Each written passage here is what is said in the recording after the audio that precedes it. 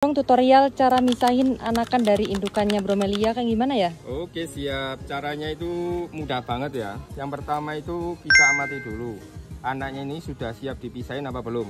Yang paling utama itu dari akar, harus muncul akarnya dulu untuk memastikan dia bisa hidup sendiri. Caranya gini, kita lihat ini ya, di sini kita motongnya itu gini, jadi harus mepet sama induknya, jangan sampai ke ujung ke anaknya ini, nanti anaknya bisa mati. Jadi harus mepet sama induknya.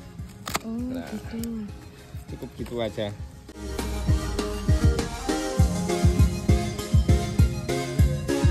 Kalau sudah dipisahin gini, ini kita biarkan dulu 1 hari atau 2 hari atau 3 hari. Jadi bekas lukanya itu supaya menutup, biarin aja, asal di tengahnya tetap harus ada air. Gitu aja. Oke, terima kasih ya Mas. Oke, sama.